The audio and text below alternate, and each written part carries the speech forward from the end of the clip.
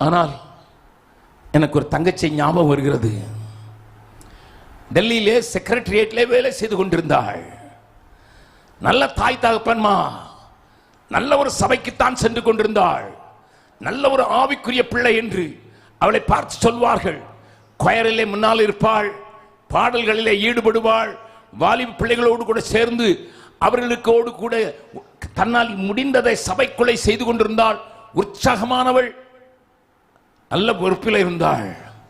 ஆனால் திருமணம் என்று ஒன்று வந்தபோது, திருமணத்திற்கு பின்பு அவளை சபையிலே பார்க்கவே முடியவில்லை.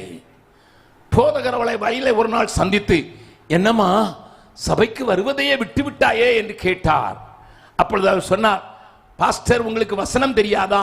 நீங்கள் போதகர் தானே, திருமணமானால் 1 வருஷம் புருஷனோடு ஜாலியா இருக்கும் என்று சத்திய வேதம் சொல்கிறது, உங்களுக்கு தெரியுமா என்று போதகருக்கே போதனை செய்து விட்டாள். பாஸ்டர் இன்னும் செய்ய முடியவில்லை. அம்மா நாளைக்கு ஒரு ஸ்பெஷல் மீட்டிங் இருக்குடா, நீ தயவு செய்து உன்னுடைய கணவனோடு கூட வா. ஐயோ, நாங்கள் குதுப் மினாரிலே போய் பிக்னிக் மனாகுவதற்கு நாங்கள் கடந்து செல்வதற்கு தீர்மானித்து விட்டோம். உணவுப் பொருட்கள் எல்லாம் ஆர்டர் செய்து விட்டேன், அதற்குரிய ஒரு ஸ்பெஷல் டிரெஸ் கூட வாங்கி விட்டேன். நாளைக்கு முடியாது, இன்னொரு நாள் பார்க்கலாம். பாஸ்டர் கண்களில் கண்ணீர் வருகிறது. ஒரு காலத்தில் தேவனுக்கென்று எழுந்து பிரகாசிக்க வேண்டும் என்று துடித்தவள், ஒரு காலத்தில் தேவனை அறிய வேண்டும் என்று மணிக்கணக்கில் முழங்காலில் நின்றவள், ஒரு காலத்தில் வேதத்தை வாசிக்கிறதற்கும் வேத வினா போட்டியிலே முன்னேற வருவதற்கும் தன்னை ஒப்புக் கொடுத்தவள், இப்பொழுது உலகத்தின் பிடியிலே சிக்குண்டு போய்விட்டாள் என்று அம்மா யோசித்து பாரம்மா என்றுதான் கடைசி வார்த்தை சொன்னார்.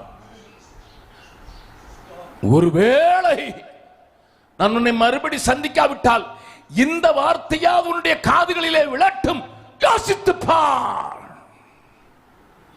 அவள் சிரித்துவிட்டு ஒரு நமட்டு சிரிப்பு சிரித்துவிட்டு, உங்களுக்கெல்லாம் வேலை இதுதான் என்று சொல்லிவிட்டு போய்விட்டாள்.